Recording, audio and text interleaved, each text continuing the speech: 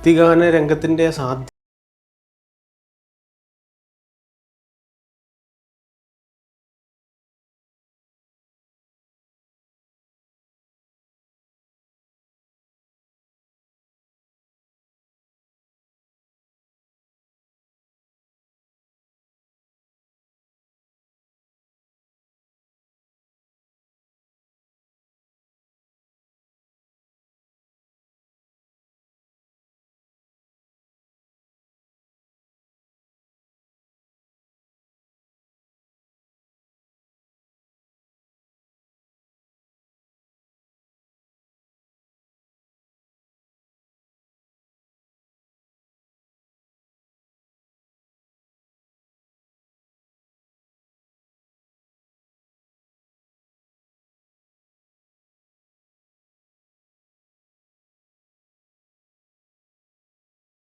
അതിഥി വിശിഷ്ട അതിഥി തന്നെയാണ്. ഞാൻ ഭയങ്കര പ്രൗഡായിട്ട് വെൽക്കം ചെയ്യാണ് രാജീവ് സാർ. നമസ്കാരം. ഓക്കെ സാർ, ശരിക്കും സാറിന് പറയുമ്പോൾ തന്നെ നമുക്ക് ഓർമ്മ വരുന്നത് പല ഗാനങ്ങളും ഓർമ്മ വരുന്നുണ്ടെങ്കിൽ പോലും ഇപ്പം ഹരഹരം പിള്ള ഹാപ്പിയാണ്, അതിൽ നിന്നാണ് തുടക്കം. എങ്കിൽ പോലും ഭക്തി ഗാനങ്ങളാണ് കുറച്ചുകൂടി സാറിൻ്റെ ഇങ്ങനെ നമുക്കിങ്ങനെ പേഴ്സണലി ഓർമ്മ വരുന്നത്. അപ്പം യഥാർത്ഥത്തിൽ സാർ ഒരു ഗാനം രചിക്കുകയാണ്, ഒരു ഭക്തിഗാനം രചിക്കുകയാണെങ്കിൽ ആ ഒരു ആൾ ആ ഒരു പാട്ട് കേൾക്കുമ്പം എന്തായിരിക്കണം അദ്ദേഹത്തിൻ്റെ ഫീൽ, അല്ലെങ്കിൽ ആ ഒരു കേൾക്കുന്ന ആളുടെ ഫീൽ എന്തായിരിക്കണം സാർ ഉദ്ദേശിക്കുന്നത്? എല്ലാ പാട്ടുകളും കേൾവിക്കാർ ഏറ്റെടുക്കണം, അവരുടേതായ സ്വപ്നങ്ങളായി, വികാരങ്ങളായി, അവരുടെ ജീവിതവുമായിട്ടൊക്കെ ബന്ധപ്പെട്ട വരികളായിരിക്കണം നമ്മൾ എഴുതണം എന്നൊക്കെ ആഗ്രഹിക്കും. ഭാഗ്യവശാൽ എനിക്ക് സിനിമയോടൊപ്പം തന്നെ അല്ലെങ്കിൽ സിനിമാ പാട്ടുകളേക്കാൾ പ്രശസ്തമായ ലളിതഗാനങ്ങളുണ്ട്, പിന്നെ ഭക്തിഗാനങ്ങളുണ്ട്. ഈ പറയുന്ന പിന്നെ ഭക്തിഗാനത്തെക്കാളും ലളിതഗാനത്തെക്കാളും സിനിമാ ഗാനത്തെക്കാളും 10 ഇരട്ടി വ്യൂവേഴ്സുള്ള കുട്ടിപ്പാട്ടുകളുണ്ട്. ഏകദേശം 21 കോടി 22 കോടി കണ്ട 10-30 പാട്ടുകൾ. കൊമ്പനാന കുട്ടപ്പ, പൂവൻകോഴി കൊക്കരക്കോഴി, വീട്ടിലുണ്ടൊരു തൊട്ടാവാടി തത്തമ്മ, ഇതെല്ലാം 21-22 കോടി വ്യൂവേഴ്സുള്ളതാണ്. അപ്പോൾ പാട്ടെഴുത്തിൻ്റെ വിവിധ മേഖലകളിൽ ഒക്കെ വ്യാപരിക്കാനുള്ള ഭാഗ്യം ഈ കഴിഞ്ഞ 32 വർഷങ്ങൾ നമുക്ക് സമ്മാനിച്ചിട്ടുണ്ട്. പക്ഷെ എന്നാൽ എന്തൊക്കെ പറഞ്ഞാലും സിനിമാ പാട്ട് എഴുതിയില്ലെങ്കിൽ ഇതിനൊന്നും വലിയ പ്രസക്തി ഉണ്ടാവില്ല. ഒരു എഴുത്തുകാരനെ സംബന്ധിച്ചിടത്തോളം, പാട്ടെഴുത്തുകാരനെ സംബന്ധിച്ചിടത്തോളം സിനിമയിൽ സജീവമാവുകയും സിനിമയിൽ നമ്മളെക്കാൾ പ്രശസ്തമായ പാട്ടുണ്ടാവുകയും അത് ജനപ്രിയ സിനിമയാവുകയും ചെയ്യുമ്പോഴാണ് ഈ അഭിമുഖം പോലും സാധ്യമാവുന്നത്. അത്തരം ഒരു സാധ്യതയിലേക്ക് എത്താനുള്ള ഭാഗ്യം ഉണ്ടായി എന്നുള്ളതാണ് ഏറ്റവും സന്തോഷം. ഓക്കെ, ശരിക്കും ഭക്തിഗാനങ്ങൾ ഇപ്പോൾ കുറച്ചായിട്ട് പണ്ടത്തെ അത്രയും അങ്ങോട്ട് വരുന്നില്ല എന്ന് എനിക്ക് തോന്നുന്നു. ആ പണ്ടത്തെ ഗാനങ്ങൾ തന്നെയാണ് അല്ലെങ്കിൽ നമ്മളിങ്ങനെ റിപ്പീറ്റഡ്ലി കേട്ടുകൊണ്ടിരിക്കുന്നത്. അപ്പം എന്തുകൊണ്ടായിരിക്കും പുതിയ ഗാനങ്ങൾ അത്തരത്തിൽ വരാത്തത്? ഈ ഭക്തിഗാന രംഗത്തിൻ്റെ സാധ്യത തന്നെ ഇല്ലാതായല്ലോ. അതായത് ഗാനരചനയ്ക്ക് 3 സ്റ്റെപ്പാണ്: നാടകഗാനം, ആൽബം, സിനിമ. അതിൽ നാടകഗാനങ്ങളും സിനിമയും അല്ലാതെ ഈ ആൽബം ഗാനങ്ങളുടെ സാധ്യതയേ ഇല്ലാതായി. ആ ഇൻഡസ്ട്രി ഇല്ലാതായി. അതൊരു വ്യവസായമായിരുന്നു. കാസറ്റ്, CD, ആ വ്യവസായമില്ലാതായി. ടേപ്പ് കാർഡും CD ഇല്ലാതായി, വിൽപ്പന ഇല്ലാതായി, ആ പാട്ടുകളുടെ സാധ്യത ഇല്ലാതായി. അല്ലെങ്കിൽ ഈ ഓണക്കാലത്ത് ഒരു 10 പാട്ടിറങ്ങേണ്ടതാണ് എൻ്റെ. അല്ലെങ്കിൽ ഇപ്പോൾ ഈ വർഷം ചിത്രചേച്ചിയുടെ ഓണപ്പാട്ട് പിന്നെ ഒറ്റ ഓണപ്പാട്ടാണ് ഇറങ്ങിയിരിക്കുന്നത്. അത്തം പത്തെന്നും പറഞ്ഞ് ഒരു ഓണപ്പാട്ടാണ്. അയ്യപ്പ ഗാനത്തിൻ്റെ ഒരു സീസൺ ആകുമ്പോൾ 10 ഓണപ്പാട്ട് MG ശ്രീകുമാറിൻ്റെ ഇറങ്ങുന്ന കാലത്ത് ഒരു പാട്ടാണ് ഇറങ്ങുന്നത്. അപ്പോൾ അത് യൂട്യൂബിലാണ്, അതിന് വരുമാനവും ഇല്ല. ആരിറക്കിയാലും അതിന് വലിയ വരുമാനമൊന്നും കിട്ടാത്ത കാലഘട്ടത്തിൽ അത്തരം ഒരു ഗാനശാഖ ഇല്ലാതാകുന്നു എന്നുള്ളതാണ് എൻ്റെ യാഥാർത്ഥ്യം. ശരിയാണ്. ഈ ഒരു ഭക്തിഗാനങ്ങൾ എന്ന് പറയുമ്പോൾ തന്നെ നമുക്ക് അത് കുറച്ചുകൂടി അറിയാനായിട്ടൊരു ക്യൂരിയോസിറ്റി ഉണ്ട്. അപ്പം ആ ഒരു ഗാനങ്ങൾ എഴുതുന്ന സമയത്ത് എന്തായിരിക്കാം നമ്മുടെ തോട്ട്, അല്ലെങ്കിൽ എഴുതിക്കൊണ്ടിരിക്കുമ്പം എന്തെങ്കിലും നമ്മളിങ്ങനെ ചിന്തിച്ചിട്ടാണോ എഴുതുക? അപ്പം എങ്ങനെയാണത്? 90ൻ്റെ ഒരു പകുതിയോടെയാണ് എൻ്റെ സജീവമായൊരു കാലഘട്ടം. 95 തൊട്ട് ഞാൻ സിനിമയിൽ എഴുതുന്ന 2003 മുമ്പുള്ള കാലഘട്ടം ഓഡിയോ കാസറ്റ് രംഗത്തിൻ്റെ ഒരു പുഷ്കല കാലമാണ്. ഗ്രാമക്ഷേത്രങ്ങളിലൊക്കെ ആദ്യമായിട്ട് കാസറ്റ് ഇറങ്ങുന്ന സമയമാണ്. അപ്പോൾ തങ്ങളുടെ ഗ്രാമദേവതയെ മൈക്കിലൂടെ കേൾക്കുന്നു, അവരുടെ പേര് എന്നുള്ളൊരു സൗഭാഗ്യത്തിന് നിയോഗമാവുകയാണ് ഞാൻ, അല്ലെങ്കിൽ എന്നെപ്പോലൊരു ഗാനരചയിതാവ്. അപ്പോൾ അത്തരത്തിലൊരു വലിയ സാധ്യതയുണ്ടായിരുന്നു. പിന്നെ MG ശ്രീകുമാറിൻ്റെ ഏറ്റവും കൂടുതൽ അയ്യപ്പ ഗാനം എഴുതാനുള്ള ഭാഗ്യം. സാമവേദം നാവിലുണർത്തിയ സ്വാമി 24 വർഷം മുമ്പ് എഴുതപ്പെട്ട പാട്ടാണ്. ഇപ്പോഴും എല്ലാവർക്കും ആ പാട്ടറിയാം. യേശുദാസിൻ്റെ ഒരുപാട് പാട്ടുകൾ, ഓം ഗണനാഥത്തിൽ, പിന്നെ അറിവിൻ്റെ കാവേരി, അതുപോലെ തന്നെ അഷ്ടിപോലുമന്യമായ എന്ന് പറഞ്ഞ പാട്ട്, പഴവങ്ങാടി ഗണേശൻ എൻ്റെ പിഴവെല്ലാം പൊറുക്കും ഗജാസ്യൻ, ചിത്രചേച്ചിയുടെ മഹാമായ എന്ന ആൽബം, അമ്മയെ കാണുവാൻ എന്തഴക്, ഷൺമുഖ സോദരിയായി മരുന്നു, ദേവി മൂകാംബികെ, ഇങ്ങനെ ഒരുപാട് ഗാനങ്ങൾ. ഏകദേശം 2600ഓളം ആൽബങ്ങളുണ്ട്. 260 കാസറ്റും സി ഡിയിലും കൂടി ഇൻറ്റു 10 വാച്ച് കൂട്ടിയാൽ 2600 പാട്ടുണ്ട്. അതിലേകദേശം 1500 പാട്ടും ഭക്തിഗാനമാണ്. ബാക്കി ഉള്ളത് ഗാനങ്ങൾ ഓണപ്പാട്ട് ഉൾപ്പെടെയുള്ളൂ. അതിനൊക്കെ വലിയ സാധ്യതയുള്ള ഒരു കാലഘട്ടത്തിൽ നമുക്ക് സജീവമായി എഴുതാൻ കഴിഞ്ഞു എന്നുള്ള സന്തോഷമുണ്ട്. ഓക്കെ, അപ്പം ശരിക്കും ഇങ്ങനെ നമ്മുടെ നാട്ടിലുള്ള ഭഗവതിയുടെ പേര് അങ്ങനെ കേൾക്കുക എന്നുള്ളൊരു ഉദ്ദേശം മാത്രമായിരുന്നു അതല്ലെങ്കിൽ? അത് അന്ന് സിനിമയിലൊന്നും എഴുതുന്നു വലിയ പ്രതീക്ഷയൊന്നും ഇല്ലായിരുന്നല്ലോ.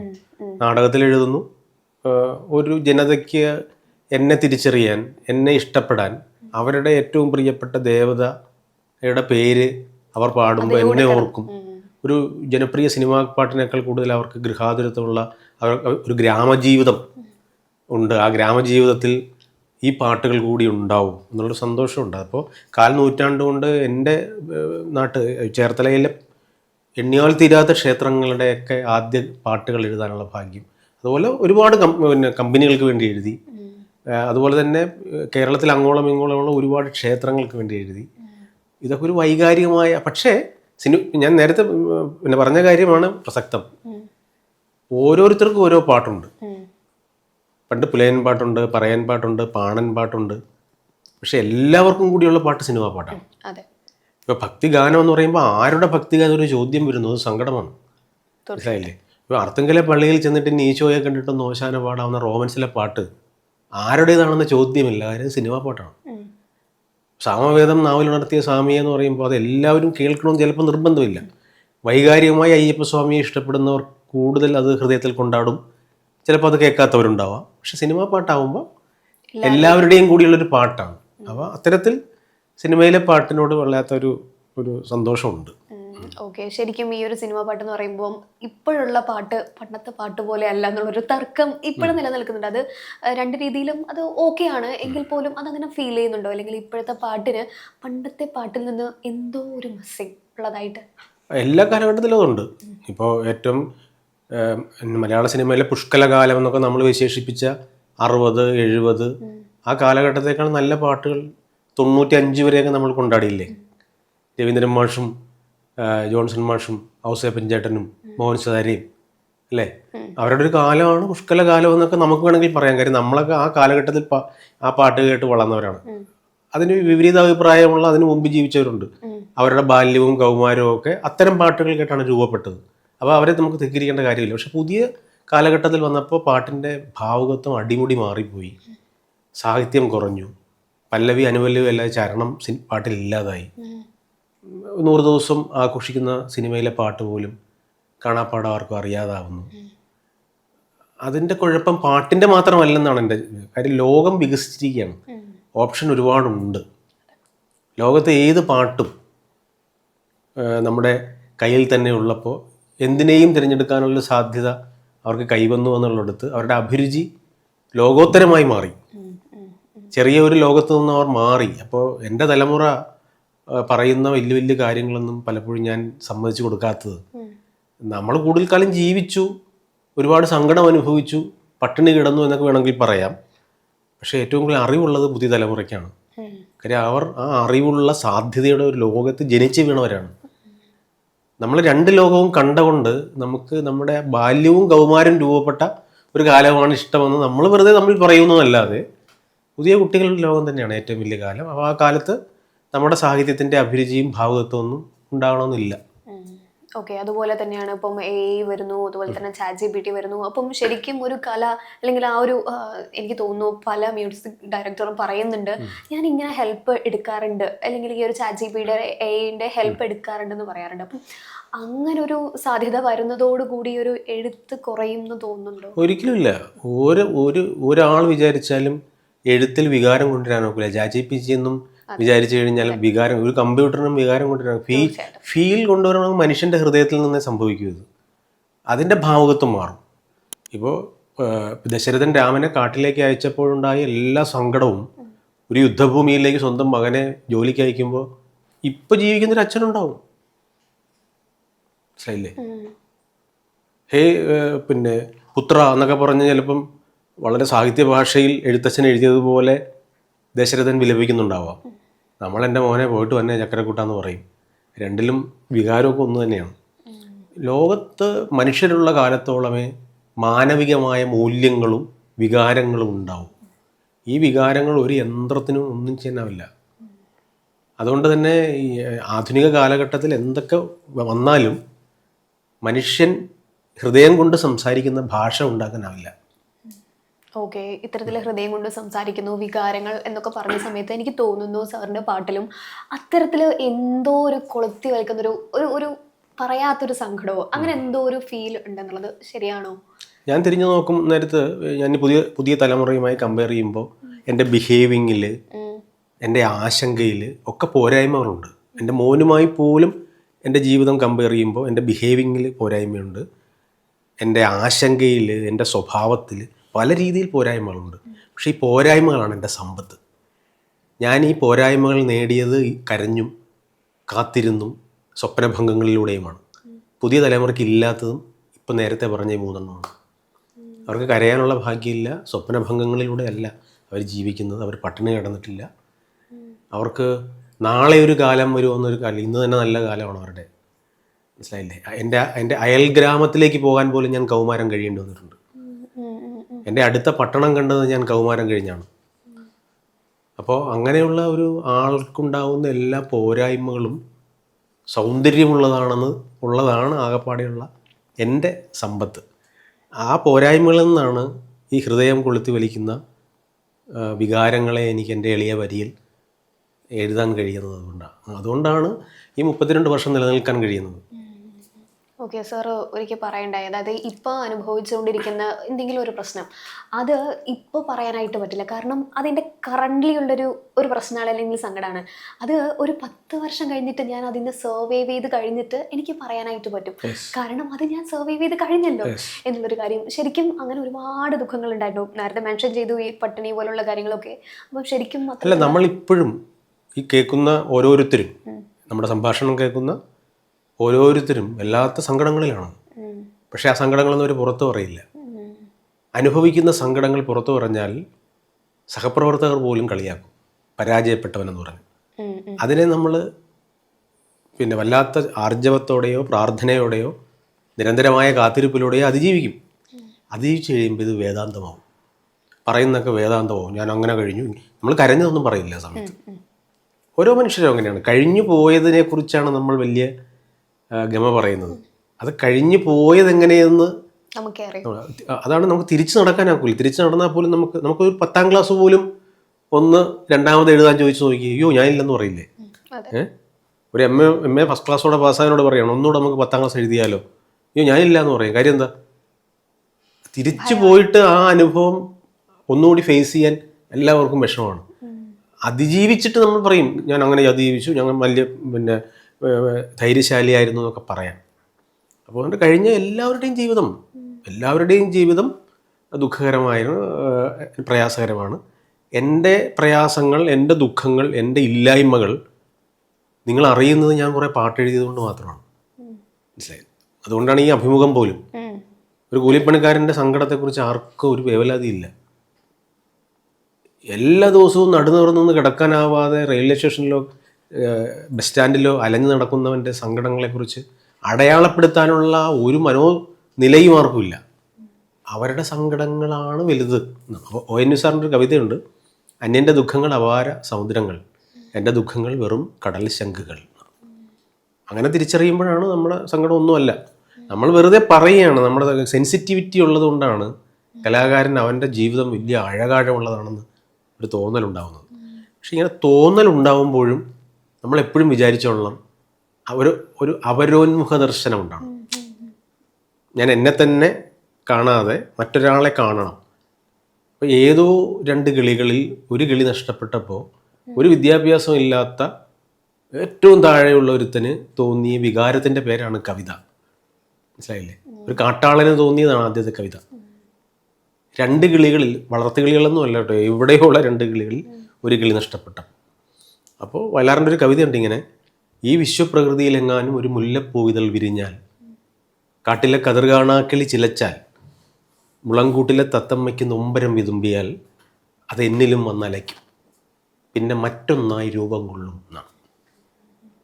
അങ്ങനെ രൂപം കൊള്ളുക എന്നുള്ളതാണ് നമ്മുടെ ഒരു ഇപ്പോൾ സിനിമ കാണാൻ നേരത്ത് നമ്മൾ കിരീടം കണ്ടു. കിരീടം കണ്ടുകൊണ്ടിരിക്കുമ്പോൾ നമ്മൾ കരയുകയാണ്. ഇത് ഷൂട്ട് ചെയ്ത പടമാണെന്ന് നമുക്കറിയാം, നടക്കണ സംഭവമല്ലെന്നറിയാം. പക്ഷെ നമ്മൾ കരയുന്നത് നമ്മൾ സേതുമാധവനായതുകൊണ്ടാണ്. നമ്മൾ ജീവിതം എവിടെയോ ഇതുപോലെ ഒരു നിമിഷമെങ്കിലും തൊലഞ്ഞു പോയ ഒരാളായിരിക്കാം. അല്ലെങ്കിൽ നമുക്ക് കണക്ട് ചെയ്യുമ്പോഴാണ് നമ്മൾ സങ്കടം ഉണ്ടാകുന്നത്. വായനയോ അങ്ങനെയാണ്. ശബ്ദം, ബഷീറിൻ്റെ ശബ്ദങ്ങൾ എന്ന നോവലിൽ 4 മണിക്ക് ശേഷം ശരീരം വിൽക്കാൻ പോകുന്ന ഒരു അമ്മയുടെ കഥയുണ്ട്. മൊഴിയില്ലിപ്പോയ ഭർത്താവിനോട് ഒരു പരാതിയുമില്ലാതെ 2 പെൺകുട്ടികളെ അകത്ത് കിടത്തി, അമ്മ പണിയും കഴിഞ്ഞ് എപ്പോഴെങ്കിലും വരാം, നിങ്ങൾ ആരും മുട്ടിയാൽ വാതിൽ തുറക്കരുതെന്ന് പറയുന്നൊരു അമ്മ. ഒരു 10 പേജ് വായിച്ചു കഴിയുമ്പോൾ ഈ അമ്മയ്ക്ക് കുറച്ച് പൈസ കൊടുത്തിരുന്നെങ്കിലും നമ്മൾ ആഗ്രഹിക്കും. ഈ അമ്മ ഇന്നെങ്കിലും പോകില്ലായിരുന്നല്ലോ, ഈ 2 മക്കളെ കെട്ടിപ്പിടിച്ച് കിടന്നതിന് ഇന്ന് രാത്രി. പക്ഷെ അങ്ങനെ ഒരു അമ്മ വീടിൻ്റെ വടക്കോശം ഉണ്ടെങ്കിൽ നമ്മൾ എന്ത് പറയും? 5 പൈസ കൊടുക്കുകയില്ല, കുറ്റം എല്ലാം പറയുകയും ചെയ്യും. അപ്പോൾ അടുത്ത വീട്ടിലെ ഈ സങ്കടം തിരിച്ചറിയാൻ നമുക്ക് കഴിയില്ല. പക്ഷെ നമുക്കൊരു അപരോന്മുഖ ദർശനം ഉണ്ടാകാൻ കലയാണ് നമ്മളെ സഹായിക്കുന്നത്. കലയ്ക്ക് ഇങ്ങനെ ഒരു വലിയ സാധ്യതയുണ്ട്. ആ സാധ്യതയാണ് നമ്മൾ ഉപയോഗിക്കുന്നത്. ഓക്കെ, ശരിക്കും ഈ ഒരു തർജ്ജമകൾ അല്ലെങ്കിൽ മറ്റ് ഭാഷകളിലെ പാട്ടുകൾ ഇങ്ങോട്ട് വരുന്ന സമയത്ത് എനിക്ക് തോന്നുന്നു പണ്ടൊക്കെയുള്ള പാട്ടുകൾ ഭയങ്കരമായിട്ട് ഇങ്ങനെ സ്വീകരിച്ചിട്ടുണ്ടായിരുന്നു. എന്നാൽ ഇന്ന് അത്രമാത്രം സ്വീകരിക്കണമെന്ന് ചോദിക്കുകയാണെങ്കിൽ ഒരു വലിയൊരു ക്വസ്റ്റ്യൻ മാർക്ക് അവിടെ അങ്ങനെ കിടക്കുന്നുണ്ട്. സാറിന് എന്താ തോന്നുന്നേ? അല്ല, ഞാൻ എഴുതിയ കുറച്ച് ഡബ്ബിംഗ് പടത്തിലെ പാട്ടുകൾ ഫസ്റ്റ് ആര്യയിലെ പാട്ടാണ്. ആര്യ അല്ലെ എൻ പ്രേമത്തിന് കോപം കാണും, ഏതോ പ്രിയരാഗം മൂളി ഞാൻ, അതൊക്കെ ഇപ്പോഴും പാടി നടക്കാം. 24 വർഷത്തെ പഴക്കമുള്ള പാട്ടാണ് ഈ പാട്ടൊക്കെ. 24 വർഷത്തിന് മുമ്പ് എഴുതിയ പാട്ട് 24 വയസ്സ് പിന്നെ പ്രായമാകാത്ത ക്യാമ്പസിലെ കുട്ടികൾ ആഘോഷിക്കുന്നു എന്നുള്ളത് എന്നെ സംബന്ധിച്ചിടത്തോളം വലിയ കാര്യം തന്നെയാണ്. കാര്യം മലയാള സിനിമയിലെ പാട്ടുകൾക്ക് 90 വർഷത്തെ പഴക്കമേ ഉള്ളൂ. അപ്പോൾ 24 വർഷം ഈ പറയുന്ന ഡബ്ബിംഗ് പടം എന്ന് പറയുന്നത് നമ്മൾ പലരും പുച്ഛിച്ച് തള്ളുന്ന ഈ സിനിമയിലെ പാട്ട് പോലും ജനങ്ങൾ പാടുന്നുണ്ട്. ഈ പാട്ട് ഭംഗിയാകാൻ ആയിട്ടുണ്ടെങ്കിൽ അതിൻ്റെ കാരണം അതൊരു ട്രാൻസ്ലേഷൻ അല്ല എന്നുള്ളതുകൊണ്ടാണ്. ഭാഷ നന്നായി മനസ്സിലാക്കാതെ തന്നെ അവിടുത്തെ വികാരം മാത്രം ഉൾക്കൊണ്ട് മലയാളീകരിച്ചു, ഏകദേശം ഭംഗിയായി മലയാളീകരിച്ചത് കൊണ്ടാണ് നമ്മളത് പാടിക്കൊണ്ട് നടക്കുന്നത്. അപ്പോൾ ഇപ്പോൾ എന്താണ് ഈ വേർഡ് ബൈ വേർഡ് ഒരു തർജ്ജമയാണോ? ഇപ്പോൾ വേർഡ് ബൈ വേർഡ് തർജ്ജമ ചെയ്യുമ്പോൾ അവിടുത്തെ ഭാഷയുടെ ചില വൈകല്യങ്ങൾ നമ്മളെ ബാധിക്കും. അതായത് ചില ദ്വയാർത്ഥ പ്രയോഗങ്ങൾ അതുപോലെ ഇവിടെ എഴുതി വെച്ചാൽ വല്ലാത്ത അശ്ലീലമായിരിക്കും. അതല്ലാതെ അതിൻ്റെ ഒരു സാധ്യതയുണ്ടെന്ന് വിചാരിക്കണം നമ്മൾ. മനസ്സിലായില്ലേ? ഒരു ഉദാഹരണത്തിന് ഒരു ഐസ്ക്രീം പിടിച്ചുകൊണ്ട് പിന്നെ നായിക പതുക്കെ പോകുമ്പോഴത്തേക്ക് നായകൻ വല്ലാത്തൊരു അശ്ലീലമാണ് തെലുങ്കിൽ പറയുന്നത്. പക്ഷെ അതെഴുതാതെ ഐസ്ക്രീമിനെ മുത്തി നുണഞ്ഞാൽ ഹൈ സ്പീഡിൽ ഗുണ്ടുമണി നീ ഡയറ്റിങ്ങിലെ സ്ലിമ്മായിടുമോളെ, കേട്ടില്ലേ? ഐസ്ക്രീമിനെ മുത്തി നുണഞ്ഞാൽ ഹൈ സ്പീഡിൽ ഗുണ്ടുമണി നീ ഡയറ്റിങ്ങിലെ സ്ലിമ്മായിടുമോളെ എന്നും എഴുതാം. മനസ്സിലായില്ലേ? പിന്നെ ഒരു സാധ്യത ഇപ്പോൾ കബൂത്തർ ജ ജ ജ എന്ന് എഴുതിയിട്ടുണ്ട്. ഞാനല്ല, വേറൊരാൾ എഴുതിയതാണ്. മാടപ്രാവിനെ കുറിച്ചാണ് കബോധമേ പോ പോ എന്നാണ് ഇവിടെ ട്രാൻസ്ലേറ്റ് ചെയ്തത്. ഒരു 18 വയസ്സുകാരി 20 വയസ്സുകാരി വാൽമീകി രാമായണത്തിലെ കബോധത്തെ കുറിച്ച് കബോധം എന്ന് പറയേണ്ട കാര്യമില്ല. അവിടെ വച്ച് ലിപ് മൂവ്മെന്റ് അനുസരിച്ച് വേറെ ഒരു ആശയം നമുക്കവിടെ എഴുതാം. അങ്ങനെ എഴുതിയതാണ്.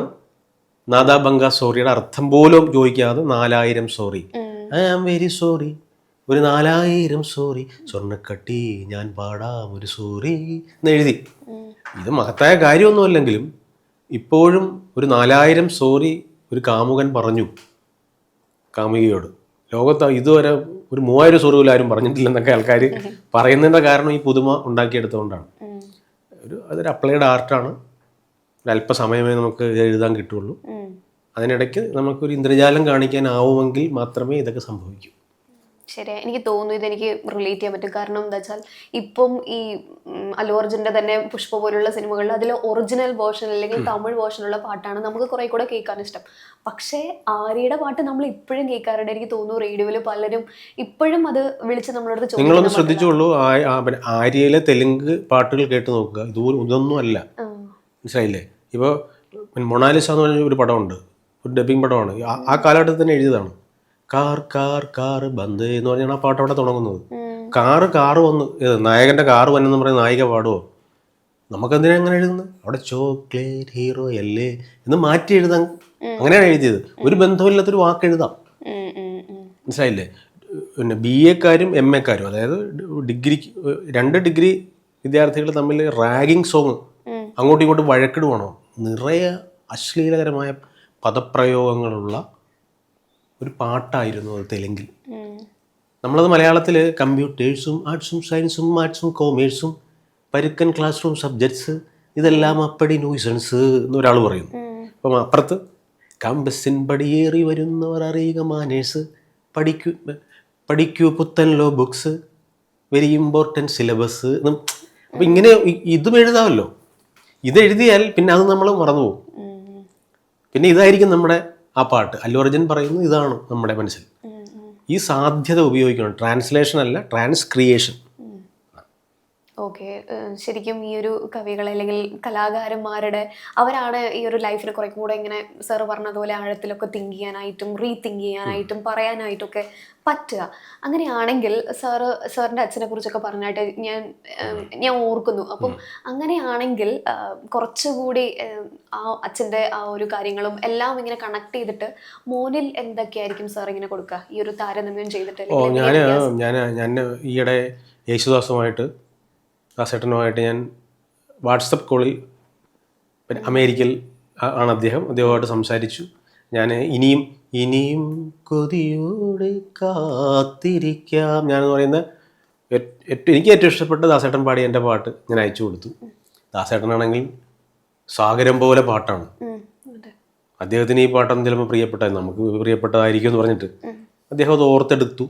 ഞാൻ പറഞ്ഞു ഈ പാട്ട് പാടിയപ്പോൾ ദാസേട്ടൻ്റെ അച്ഛനെക്കുറിച്ച് പറഞ്ഞ് വാചാലനായത് ഓർക്കുന്നുണ്ടോ എന്ന് ചോദിച്ചു. ഞാൻ എൻ്റെ അച്ഛനെക്കുറിച്ച് പറഞ്ഞു. M. ജയേന്ദ്രൻ അദ്ദേഹത്തിൻ്റെ അച്ഛനെക്കുറിച്ച് പറഞ്ഞു. ദാസേട്ട അച്ഛനെ കെട്ടിപ്പിടിച്ച് ഉമ്മ കൊടുക്കാൻ തോന്നും നമുക്ക്. ആ സമയത്ത് അച്ഛൻ അടുത്തുണ്ടാവില്ല. എപ്പോഴും അച്ഛൻ വീട്ടിലെ പ്രതിയാണ്, ഏറ്റവും വലിയ പ്രതിയാണ്, ഏറ്റവും വലിയ ക്രൂരനാണ് അച്ഛൻ. കാര്യം എപ്പോഴും വഴക്ക് പറയുന്നയാൾ, എപ്പോഴും നമ്മളെ ഒരുപക്ഷെ അമ്മയെപ്പോലെ സ്നേഹിക്കാത്തയാൾ. അച്ഛൻ എപ്പോഴും പെയ്യുന്ന മഴയല്ല, അമ്മയാണ് മഴ. അച്ഛൻ വല്ലപ്പോഴും പെയ്യുന്ന ആലിപ്പഴമാണെന്ന് പറഞ്ഞിട്ട് കവിതയില്ല. അതുപോലെ അച്ഛനെ കെട്ടിപ്പിടിക്കാൻ തോന്നുമ്പോൾ അച്ഛനുണ്ടാവില്ല. അതുവരെ അച്ഛനോട് നമുക്ക് എപ്പോഴും പിണക്കായിരിക്കും. അച്ഛനാണ് ഈ വീട്ടിലെ എല്ലാ പ്രശ്നങ്ങൾക്കും കാരണം തോന്നും. എല്ലാവർക്കും അങ്ങനെ തന്നെയാണ്. അമ്മയോളത്തും നല്ലതല്ല അച്ഛനെന്ന് തോന്നും എല്ലാവർക്കും. അച്ഛൻ കടന്നു പോയി കഴിഞ്ഞ ശേഷം എന്നുള്ളൊരു സംഭവമുണ്ട്. അപ്പോൾ ഒരു 50 വയസ്സൊക്കെ ആകാൻ നേരത്തായിരിക്കും അത് അത്രയ്ക്ക് ഒരു ഫീലിംഗ് തോന്നുന്നത്. എന്ന് പറഞ്ഞപ്പോൾ 84 വയസ്സുള്ള ആ മനുഷ്യൻ കരയാൻ തുടങ്ങി. കാര്യം 84 വയസ്സുകാരനും സ്വന്തം അച്ഛനെ മിസ് ചെയ്യും. 84 വയസ്സുള്ള ഒരാളുടെ അച്ഛൻ ഏതായാലും ജീവിച്ചിരിക്കില്ല. പക്ഷേ ജീവിച്ചിരുന്നെങ്കിൽ എനിക്ക് ലോകം മുഴുവൻ കൊണ്ടു നടക്കാമായിരുന്നു, എത്രയോ ഷർട്ട് മേടിച്ചു കൊടുക്കാമായിരുന്നു, അച്ഛന് ആഗ്രഹമുള്ളതൊക്കെ മേടിച്ചു കൊടുക്കാം, എൻ്റെ കയ്യിൽ ഇപ്പോൾ പൈസയുണ്ട്. മനസ്സിലായില്ലേ? അങ്ങനെ തോന്നും നമുക്ക്. അപ്പോൾ അതൊരു വല്ലാത്തൊരു വികാരമാണ്. അപ്പോൾ ആ വികാരം നന്നായി ഉള്ളത് കൊണ്ട് ഞാൻ എൻ്റെ മോനോട് എപ്പോഴും ഷർട്ട് മേടിക്കുക, അത് മേടിക്കുക, ഇത് മേടിക്കുക എന്നൊക്കെ പറയും. പക്ഷേ അതിനോടൊന്നും ആസക്തിയില്ല. നമ്മുടെ ബാല്യകൗമാരങ്ങളിൽ ഒരു നല്ല കുപ്പായം, ബാല്യത്തിലും കൗമാരത്തിലും ഒന്നിലധികം കുപ്പായം ഒന്നും എനിക്കില്ലായിരുന്നു. എൻ്റെ കാലഘട്ടത്തിലെ എല്ലാവരുടെയും അവസ്ഥ അത് തന്നെയായിരുന്നു. എൻ്റെ മാത്രമല്ല അത്. ഞാനിത് പറയുന്നത് ഈ 5-6 പാട്ട് എഴുതിയതിൻ്റെ ബലത്തിൽ കിട്ടിയ മൈക്കിലോ മുമ്പിലെ ക്യാമറയിലോ ആണെന്ന് മാത്രമേ ഉള്ളൂ.